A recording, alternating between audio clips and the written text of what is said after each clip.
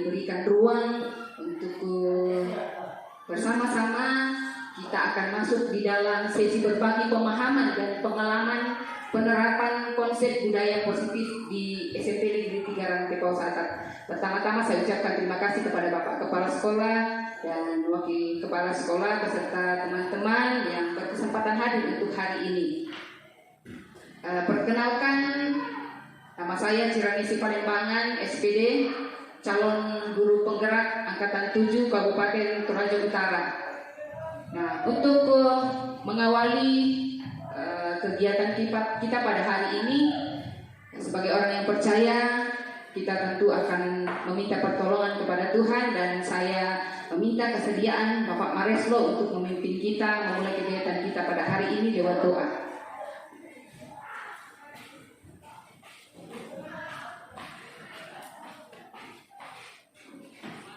Baik, Bapak Ibu, mengawali aktivitas kita, mari kita minta kenyatan kepada Tuhan, kita berdoa.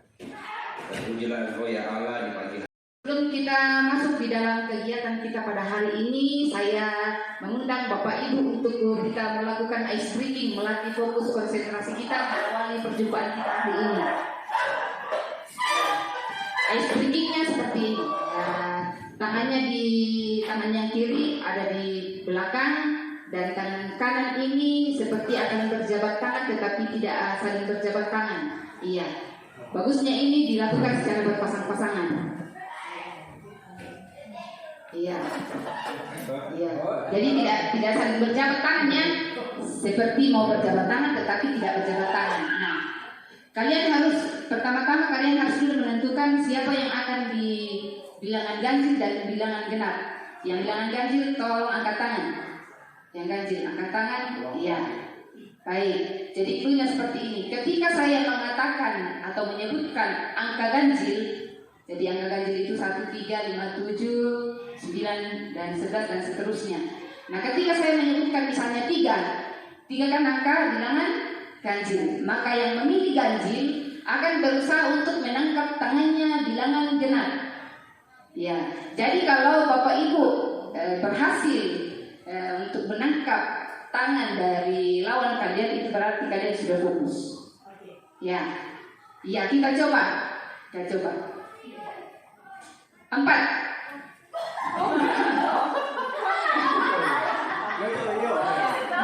Ya. Jadi yang ganjil itu menghindar ya. Iya, menghindar. Iya. Misalnya ganjil yang Bapak Ibu fokus ya. Kita latihan 1 kali lagi. Iya. Sekali lagi.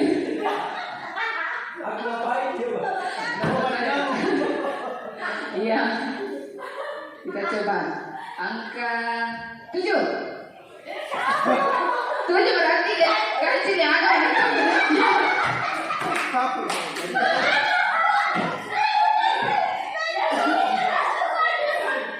Berarti belum fokus ya. Sekali lagi. Ini 2 angka lagi. Berarti 2 angka lagi ya. Fokus bilangan ganjil dan bilangan genap. Angka 11. Iya. Tepuk tangan Bapak Ibu. Tepuk tangan. Terima kasih. Silakan duduk. Iya. Di kegiatan kita yang akan berbagi pada hari ini, yang pertama adalah filosofi Ki Hajar Dewantara beserta dengan budaya positif. Dan di dalam pemaparan budaya positif nanti ini mungkin ada sharing bersama yang perlu kita akan tanyakan dan kita bahas bersama-sama. Nanti di situ kita buka sesi misalnya tanya jawab dan kita sharingkan bersama-sama. Kita masuk pada filosofi Dewantara. Pendidikan adalah menuntun anak. Nah, ini merupakan salah satu filosofi dari Ki Hajar Dewantara yang sejalan dengan semboyan Ki Hajar Dewantara, yaitu Ingarso Suntuludo, Ingmadia Mangunkarsa, dan Tuturi Handayani. Yang artinya bahwa guru itu di depan memberikan teladan, berada di tengah membangun kemauan, dan di belakang memberikan dorongan. Kita ambil contoh perbandingannya dengan hidup tumbuh-tumbuhan seorang petani. Dalam hakikatnya sama kewajibannya dengan seorang pendidik.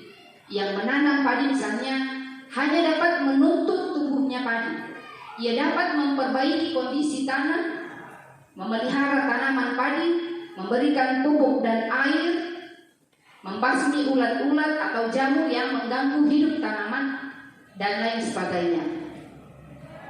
Nah, dari uraian tersebut kita dapat menyimpulkan bahwa sekolah diibaratkan sebagai tanah tempat bercocok tanam, sehingga seseorang guru perlu mengusahakan agar sekolah menjadi sebuah lingkungan yang menyenangkan, sebuah lingkungan yang aman, tempatnya kita nyaman untuk bertumbuh serta dapat menjaga dan melindungi setiap murid dari hal-hal yang kurang bermanfaat atau bahkan mengganggu perkembangan potensi murid. Dan dengan demikian, salah satu tanggung jawab seorang guru adalah bagaimana menciptakan suatu lingkungan positif yang terdiri dari warga sekolah yang saling mendukung, saling belajar, saling bekerja sama, sehingga tercipta kebiasaan-kebiasaan baik. Dari kebiasaan-kebiasaan baik akan bertumbuh menjadi karakter-karakter baik warga sekolah, dan pada akhirnya karakter-karakter dari kebiasaan-kebiasaan baik akan membentuk sebuah budaya positif. Lingkungan kita sendiri di tempat ini saat ini sudah bagaimana suasananya? Bagaimana murid-murid saling berinteraksi? Bagaimana guru saling bertegur sapa? Bagaimana guru menyapa murid? Bagaimana guru menyelesaikan suatu permasalahan atau konflik antar murid? Nah, suasana atau budaya yang berkembang di sekolah kita saat ini secara tidak langsung menjadi cermin dari tujuan mulia atau nilai-nilai sekolah atau institusi kita, dan kita anut dan yang kita yakini selama ini. Nah, untuk itulah menciptakan lingkungan positif agar terbentuk suatu budaya positif, dan budaya positif adalah suatu proses perjalanan pendidikan yang harus kita jalani. Nah, karena ini merupakan tanggung jawab kita sebagai seorang pendidik, sebagai seorang pemimpin pembelajaran. Suatu lingkungan yang aman dan nyaman akan memberikan murid kesempatan dan kebebasan untuk berproses, untuk belajar, membuat kesalahan, belajar lagi, sehingga mampu menerima dan menyerap suatu pembelajaran. Nah, perlu diingat, selama seorang merasakan tekanan-tekanan dari lingkungannya, maka proses pembelajaran ini akan sulit terjadi. Dan salah satu tanggung jawab kita sebagai pendidik adalah menghilangkan atau mencabut gangguan-gangguan yang menghalangi proses pengembangan potensi murid. Kita masuk pada pembelajaran 2.1, yaitu disiplin positif dan nilai-nilai kebajikan universal. Yang pertama adalah perubahan paradigma. Ada sebuah kegiatan yang kami mengawali kegiatan ini dengan kegiatan yang namanya cobalah buka. Jadi di sini ada dua peran yang kita harus lakukan. Nah, kita misalnya si A ini adalah orang yang mengepal tangannya, salah satu tangannya, dan yang di dalam tangannya ini dia sedang menjaga suatu benda, dan benda ini karena dianggap ini merasa penting, jadi sekuat tenaga dia akan menggenggam tangannya karena penting untuk kehidupannya. Nah, tugas yang lain adalah tugas rekan kita, misalnya B, adalah mencoba dengan segala cara untuk membuka kepalan tangan kita. Jadi teman kita ini boleh membujuk, boleh menghardik, boleh mengintimidasi, boleh memarahi, boleh menggoda, boleh menggelitik, bahkan boleh menawari Anda uang agar Anda bisa bersedia mengepal tangan Anda atau membuka kepalan tangan Anda. Kegiatan yang dilakukan ini, apakah Anda atau B ketika bertukar peran membuka kepalan tangan Anda? Apakah Anda dan B menutup kepalan tangan Anda? Dan dalam kegiatan ini sesungguhnya siapa yang memegang kendali atau kontrol untuk membuka atau menutup kepalan tangan. Nah, kemungkinan jawaban kita terhadap pertanyaan pertama dan kedua akan bervariasi. Mungkin ada yang karena digelitik, mungkin akan membuka tangannya, mungkin karena dihardik membuka kepalan tangannya, atau dengan sekuat tenaga dia tetap mengepal tangannya. Namun pertanyaan ketiga, siapa yang sesungguhnya membuat kritik dan membuat orang merasa bersalah, dapat menguatkan karakter. Menggunakan kritik dan rasa bersalah untuk mengontrol murid menuju pada identitas gagal. Mereka belajar untuk merasa buruk tentang dirinya dan mereka mengembangkan dialog diri yang negatif. Kadangkala sulit bagi guru untuk mengidentifikasi bahwa mereka sedang melakukan perilaku ini, karena seringkali guru cukup menggunakan suara halus untuk menyampaikan pesan negatif. Berikut adalah ilusi bahwa orang dewasa memiliki hak untuk memaksa. Banyak orang dewasa yang percaya bahwa mereka memiliki tanggung jawab untuk membuat murid-murid berbuat hal-hal tertentu. Apapun yang dilakukan dapat diterima selama ada sebuah kemajuan berdasarkan sebuah pengukuran kinerja. Pada saat itu pula orang dewasa akan menyadari bahwa perilaku memaksa tidak akan efektif untuk jangka waktu panjang dan sebuah hubungan permusuhan mungkin akan terbentuk. Dalam rangka menciptakan lingkungan yang positif, maka setiap warga sekolah dan pemangku kepentingan perlu saling mendukung, perlu saling menghayati dan menerapkan nilai-nilai kebajikan yang telah disepakati bersama.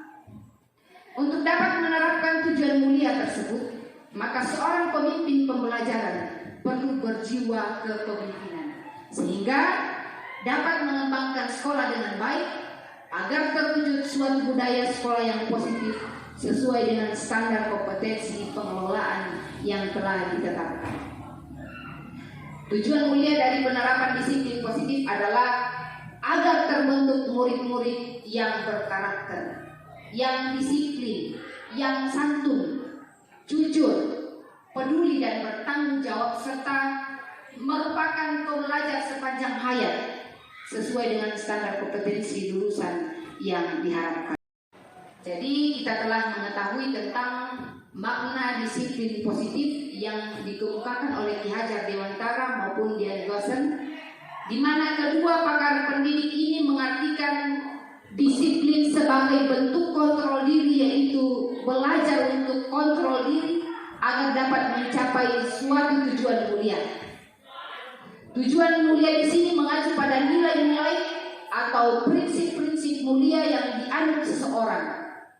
Kita namakan nilai-nilai tersebut sebagai nilai-nilai kebajikan yang universal. Nah, nilai-nilai kebajikan universal sendiri berarti nilai-nilai kebajikan yang disepakati bersama. Jadi lepas dari suku bangsa, agama, bahasa, maupun latar belakangnya. Nilai-nilai ini merupakan payung besar dari sikap dan perilaku kita, atau nilai-nilai ini merupakan fondasi kita berperilaku. Nilai-nilai kebajikan adalah sifat-sifat positif manusia yang merupakan tujuan mulia yang ingin dicapai setiap individu. Pasti hukuman dan penghargaan serta restitusi. Dian Goosen dalam bukunya menyatakan ada 3 motivasi perilaku manusia. Yang pertama adalah untuk menghindari ketidaknyamanan atau hukuman. Ini adalah tingkat rendah dari motivasi perilaku manusia. Biasanya orang yang bermotivasi perilakunya untuk menghindari hukuman atau ketidaknyamanan akan bertanya, apa yang akan terjadi apabila saya tidak melakukannya?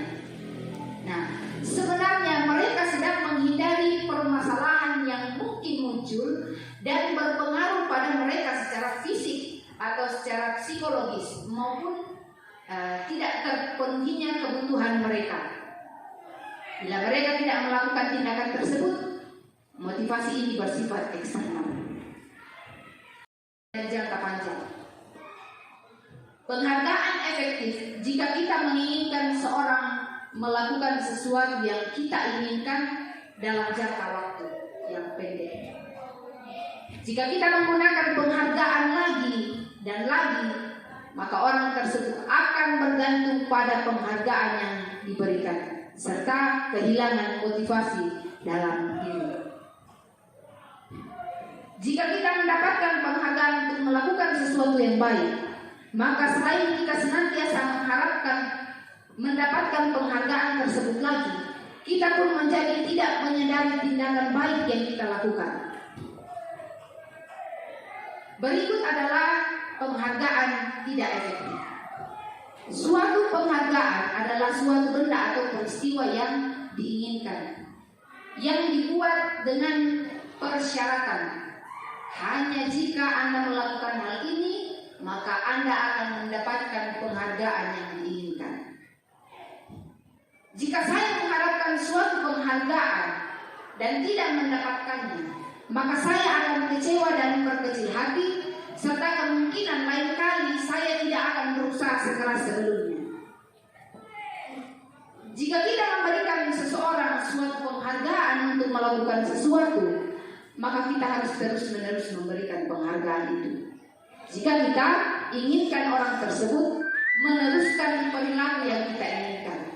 Jadi orang yang berusaha berhenti merokok atau orang yang berusaha diet menguruskan badannya, bila diberikan penghargaan hampir pasti tidak berhasil. Berikut adalah penghargaan merusak hubungan. Ketika seorang diberikan penghargaan atau dipuji di depan orang banyak, maka yang lain akan merasa iri. Dan sebagian dari mereka tidak akan menyukai orang yang diberikan penghargaan tersebut. Jika seseorang guru sering memberikan penghargaan kepada murid-muridnya, besar kemungkinan murid-muridnya termotivasi hanya untuk menyenangkan gurunya saja. Jadi mereka tidak bersikap jujur kepada guru tersebut. Penghargaan menciptakan persaingan di dalam kelas, dan persaingan menciptakan kecemasan. Dan mereka yang percaya bahwa mereka tidak memiliki kesempatan untuk mendapatkan penghargaan, mereka akan berhenti untuk mencoba. Berikut adalah penghargaan mengurangi ketepatan. Ada 2 riset di sini menggambarkan bagaimana penghargaan mengurangi ketepatan. Riset pertama, dalam sebuah percobaan, sekelompok anak laki-laki berusaha sekitar 9 tahun diminta untuk melihat gambar-gambar wajah yang ditampilkan di layar. Dan mereka harus memberitahukan jika wajah-wajah tersebut sama atau berbeda. Nah, gambar-gambar tersebut hampir sama. Beberapa dari mereka diberikan penghargaan dalam bentuk uang. Nah, pada saat mereka memberikan jawaban benar, sementara sebagian yang lain tidak. Jadi hasilnya ini adalah anak laki-laki yang dibayar membuat lebih banyak kesalahan. Itu riset pertama. Riset kedua adalah anak-anak diminta mengingat kata-kata tertentu. Kemudian mereka diminta mengambil kartu yang berisi kata-kata yang diingat tersebut setiap kali muncul. Nah, beberapa anak diberikan permen setiap mereka memberikan jawaban yang benar. Dan sebagian yang lain hanya diberitahu saja bila jawaban mereka benar. Dan hasilnya, anak-anak yang mendapat permen jawabannya banyak yang tidak tepat dibandingkan anak-anak yang hanya diberitahu jawabannya benar. Dan restitusi sebuah pendekatan untuk menciptakan disiplin positif.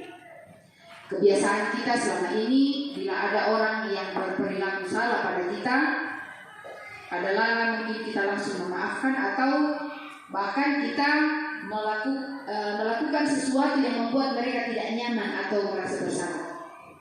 Kita cenderung untuk berfokus pada kesalahan daripada mencari cara bagi orang yang berbuat kesalahan untuk memperbaiki diri. Kita lebih fokus pada cara mereka membayar akibat dari kesalahan mereka daripada mengembalikan harga diri mereka, dan kondisi menjadi impas menjadi lebih penting daripada membuat situasi menjadi benar.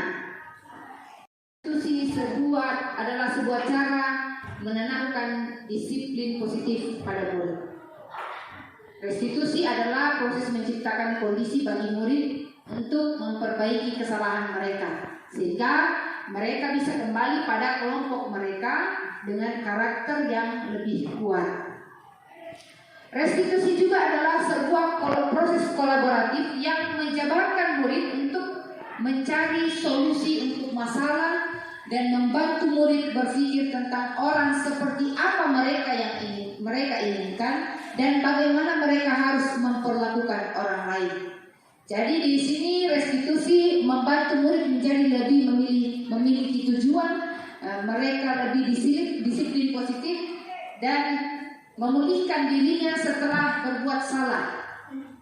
Jadi penekanannya bukan pada bagaimana perilaku untuk menyenangkan orang lain atau menghindari ketidaknyamanan, namun tujuannya adalah menjadi orang yang menghargai nilai-nilai kebajikan yang mereka percayai. Berikut adalah ciri-ciri restitusi yang membedakannya dengan program disiplin yang lain. Restitusi bukan untuk menebus kesalahan, namun untuk belajar dari kesalahan. Dalam pendekatan restitusi ini, ketika murid berbuat salah, guru tidak mengarahkan untuk menebus kesalahan dengan membayar sejumlah uang atau memperbaiki kerugian yang timbul atau sekedar meminta maaf. Karena kalau fokusnya ke sana, maka murid yang berbuat salah akan fokus pada tindakan yang bersifat eksternal, yaitu untuk menebus kesalahan dan menghindari ketidaknyamanan. Jadi bukannya yang lebih bersifat internal, yaitu pada upaya memperbaiki diri. Nah, biasanya setelah menebus kesalahan, orang yang berbuat salah akan merasa sudah selesai dengan situasi itu, sehingga mereka merasa lega karena seolah-olah kesalahan tidak pernah terjadi. Nah, restitusi mengembalikan murid yang berbuat salah pada kelompoknya. Mari kita lihat praktik pendidikan kita yang sering kali memisahkan anak-anak dari kelompoknya. Misalnya anak TK yang bersifat tidak kooperatif pada saat kegiatan mendengarkan dongeng dari gurunya. Nah, anak ini disuruh keluar dari kelompoknya atau dalam kelas atau di pojok kelas. Disuruh keluar dari kelas atau ke koridor, ke kantor guru, atau seringkali dibiarkan tanpa pengawasan. Itu yang biasa sering terjadi. Nah, kalau ada anak remaja misalnya yang nakal misalnya, orang tuanya akan menyuruh pergi dari rumah. Padahal kalau mereka jauh dari orang tuanya jadi tidak bisa mengajari mereka dan mereka tidak belajar nilai-nilai kebajikan. Kalau mereka tidak belajar, bagaimana nasib generasi kita ke depan?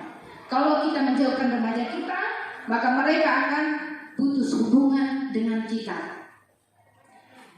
Ketika anak berbuat salah, kita tidak bisa memotivasi anak untuk menjadi baik. Kita hanya bisa menciptakan kondisi agar mereka bisa melihat ke dalam diri mereka. Kita seharusnya mengajari mereka untuk menyelesaikan masalah mereka dan berusaha mengembalikan mereka ke kelompok mereka dengan karakter yang lebih kuat. Berikut adalah gambaran tentang segitiga restitusi. Segitiga restitusi. Jadi ada 3 sisi di sini. Yang pertama, yang ketika seorang anak melakukan kesalahan, yang perlu kita lakukan ada 3 langkah, yaitu yang pertama menstabilkan identitas. Di mana di dalam menstabilkan identitas ini hal-hal yang perlu kita tanyakan dan tanyakan kepada anak-anak adalah setiap orang pasti pernah melakukan kesalahan. Atau bisa kita katakan, kamu bukan satu-satunya yang pernah melakukan hal ini. Itu pada menstabilkan identitas. Ketika kita sudah menstabilkan identitas, kita masuk pada validasi tindakan yang salah. Di validasi tindakan yang salah di sini, pertanyaan-pertanyaan yang bisa kita ajukan adalah, kamu tentu punya alasan mengapa kamu melakukan itu, atau apa alasannya kamu melakukan itu, atau bisa mungkin kita katakan, adakah cara yang lebih efektif untuk mendapatkan apa yang kamu butuhkan. Nah, setelah kita memvalidasi tindakan yang salah itu, Bapak Ibu, kita masuk pada menanyakan keyakinan. Keyakinan kelas apa yang telah kita sepakati bersama. Pembelajaran 2.3 yaitu keyakinan kelas. Mengapa keyakinan kelas? Mengapa tidak peraturan kelas saja? Mungkin ini kita akan jawab ini ketika kita disuguhkan pertanyaan, mengapa kita memiliki peraturan tentang penggunaan helm pada saat mengendarai kendaraan bermotor? Atau mengapa kita memiliki peraturan tentang menggunakan masker dan mencuci tangan?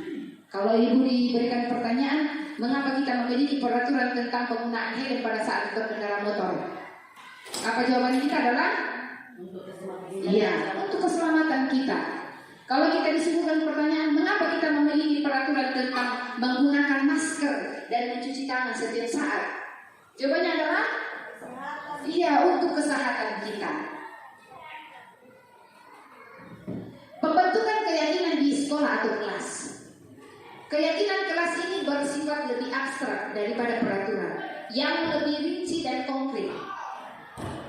Keyakinan kelas berupa pernyataan-pernyataan universal. Pernyataan keyakinan kelas senantiasa dibuat dalam bentuk positif. Jadi keyakinan kelas hendaknya tidak terlalu banyak sehingga mudah diingat dan dipahami oleh semua warga kelas atau warga sekolah. Keyakinan kelas sebaiknya sesuatu yang dapat diterapkan di lingkungan tersebut. Jadi sesuai dengan kebutuhan kita. Dan semua warga kelas hendaknya ikut berkontribusi dalam membuat keyakinan kelas lewat kegiatan curah pendapat dan bersedia meninjau kembali keyakinan kelas pada dari waktu ke waktu. Nah, berikut adalah proses pembentukan keyakinan sekolah atau kelas. Di sini yang pertama yang kita akan lakukan yaitu mempersilahkan warga sekolah atau murid-murid di sekolah atau kelas untuk bercurah pendapat tentang peraturan yang perlu disepakati di sekolah atau di dalam kelas. Kemudian mencatat semua masukan-masukan para murid atau warga sekolah di papan tulis atau di kertas besar atau kertas ukuran poster, di mana semua anggota kelas atau warga sekolah bisa melihat hasil curah pendapatnya. Jadi kita tidak bisa mencoret atau mencabut pendapat-pendapat yang sudah dicurahkan oleh semua warga sekolah. Yang ketiga adalah susunlah keyakinan kelas sesuai dengan prosedur pembentukan keyakinan sekolah atau kelas. Jadi kita boleh bisa mengganti kalimat-kalimat dalam bentuk negatif menjadi positif. Contohnya, kalimat negatifnya, jangan berlari di kelas atau koridor. Misalnya nanti itu yang dituliskan oleh anak-anak atau warga sekolah. Kita bisa menggantinya dengan berjalanlah di kelas atau koridor. Yang keempat adalah tinjau kembali daftar curah pendapat yang sudah dicatat. Kita mungkin akan mendapati bahwa pernyataan yang tertulis di sana masih banyak yang berupa peraturan-peraturan. Selanjutnya ajak warga sekolah atau murid untuk menemukan nilai kebajikan atau keyakinan yang dituju dari peraturan tersebut. Contohnya, berjalan di kelas, dengarkan guru, datanglah tepat waktu, itu berada di bawah satu payung, yaitu keyakinan untuk saling menghormati atau nilai kebajikan hormat misalnya. Jadi keyakinan inilah yang dimasukkan dalam daftar untuk disepakati. Yang kelima adalah tinjau ulang keyakinan sekolah atau kelas secara bersama-sama. Seharusnya setelah beberapa peraturan telah disajukan menjadi beberapa keyakinan, maka jumlah butir keyakinan akan berkurang. Jadi sebaiknya keyakinan sekolah atau kelas tidak terlalu banyak. Jadi bisa berkisar antara 3 sampai 7 prinsip atau keyakinan. Bila mana terlalu banyak, maka warga kelas akan sulit mengingatnya dan akibatnya sulit untuk kita jalankan. Setelah keyakinan kelas atau sekolah selesai dibuat bersama, maka semua warga kelas dipersilakan meninjau pulang dan menyetujuinya dengan menandatangani keyakinan sekolah atau kelas tersebut, termasuk guru dan semua warga murid. Yang ketujuh adalah keyakinan sekolah atau kelas selanjutnya bisa dilekatkan di dinding kelas di tempat yang mudah dilihat oleh semua warga sekolah. Ini adalah contoh keyakinan kelas 7. Jadi hormat di situ kita bisa memilihnya. Kami meyakini bahwa sangat penting untuk menghormati semua orang dan barang milik orang lain. Misalnya dalam bekerja itu kami meyakini bahwa sangat penting untuk mengerjakan segala pekerjaan atau mengikuti kegiatan yang telah ditugaskan atau diterima dan dimiliki. Kami meyakini bahwa sangat penting untuk merasa diterima pada suatu kelompok dan saling peduli satu dengan yang lain. Jadi disarankan 3 sampai 7 keyakinan supaya tidak terlalu banyak dan mudah diingat. Berikut adalah restitusi 5 posisi kontrol. Gosen berkesimpulan ada 5 posisi kontrol yang diterapkan seorang guru, orang tua maupun atasan dalam melakukan kontrol. Kelima posisi kontrol ini disebutkan adalah menghukum. Jadi penghukum, pembuat merasa bersalah, teman, pemantau dan manajer. Jadi 5 posisi kontrol guru yang dilakukan. Mari kita tinjau lebih dalam dari kelima posisi kontrol ini. Yang pertama adalah penghukum. Seorang penghukum bisa menggunakan hukuman fisik maupun verbal. Orang-orang yang menjalankan posisi penghukum senantiasa mengatakan bahwa sekolah memerlukan sistem atau alat yang dapat lebih menekan murid-murid lebih dalam lagi. Jadi guru-guru yang menerapkan posisi penghukum akan berkata, patuhi aturan saya, atau bisa katakan awas kamu, atau bisa kita katakan kamu selalu saja salah, atau bisa kita juga katakan pasti selalu yang terakhir selesai.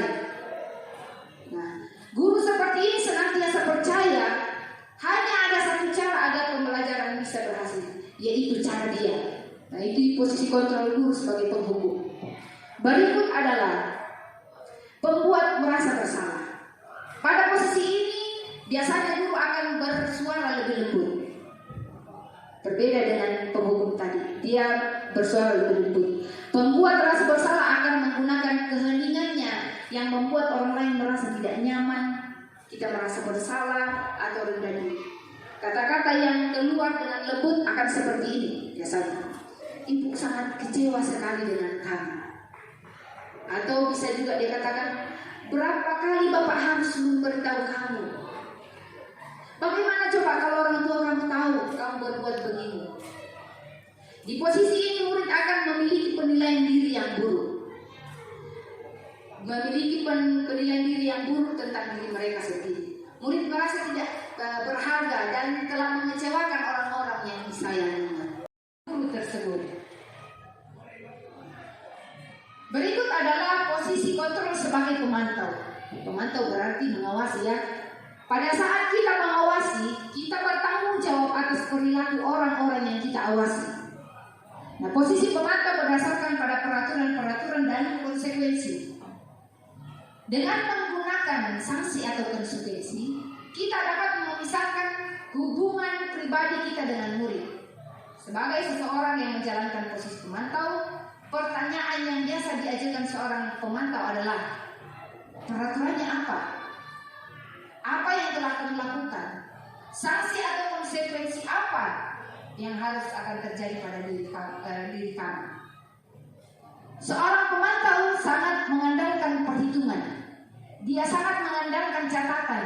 Dia sangat mengandalkan data yang dapat digunakan sebagai bukti atau perilaku seseorang.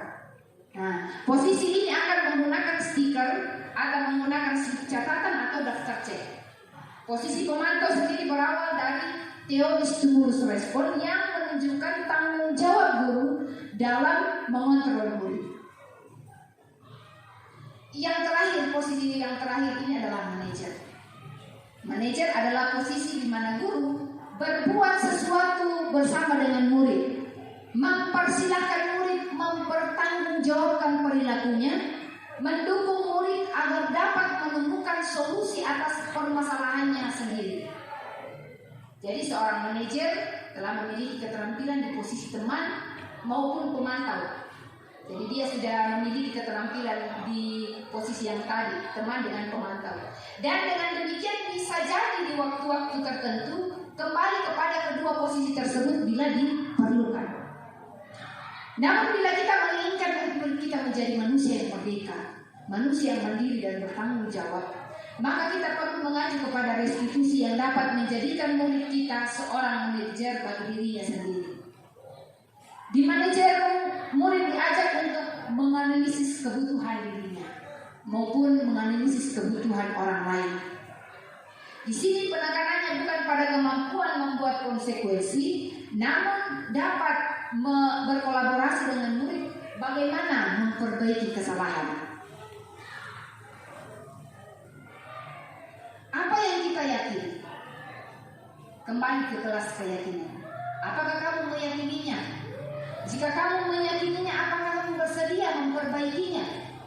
Jika kamu memperbaiki ini, hal ini menunjukkan apa tentang dirimu? Apa rencana kamu untuk memperbaiki hal ini? Ini pertanyaan-pernyataan yang akan diajukan oleh seorang guru sebagai posisinya sebagai manajer. Ini yang akan terucap.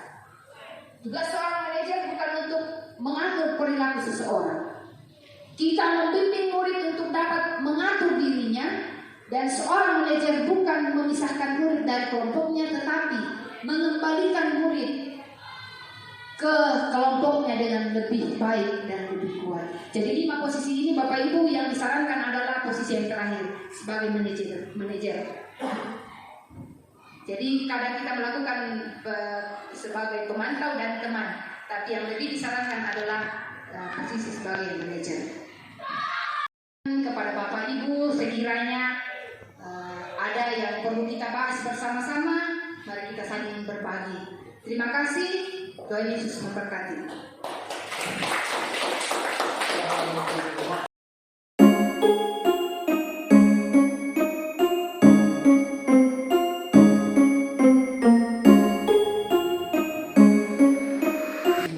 Hari ini kita akan melaksanakan satu kegiatan, yaitu membuat keyakinan atau kesepakatan di dalam kelas kita. Di dalam kelas kita, yaitu kelas 9. Jadi judulnya nanti keyakinan kelas 9. Nah, apa itu keyakinan? Keyakinan kelas itu jadi berisi beberapa aturan yang akan membantu guru dengan siswa atau murid untuk menciptakan kondisi proses pembelajaran yang efektif dan nyaman. Jadi keyakinan kelas ini kita buat bersama-sama. Jadi nanti Bu akan memberikan stick note untuk menuliskan beberapa pendapatnya satu orang satu. Untuk kemudian kita akan tempel dulu di sini sebelum kita sisihkan atau sebelum kita menetapkan sebagai keyakinan kelas.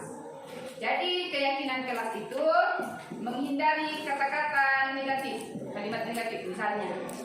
Salah satu contoh keyakinan kelas misalnya ada yang nanti membuat dilarang membuang sampah. Jadi kata dilarang itu dihilangkan, diubah menjadi kalimat positif. Jadi kata dilarang itu misalnya dilarang membuang sampah, kita jadikan ubah menjadi kalimat positif. Jadi buanglah sampah pada tempatnya. Pengertiannya tak? Tapi beda, kita bahasakan yang lebih positif lagi. Jadi kalian yang buat sendiri. Jadi nanti setelah kita nanti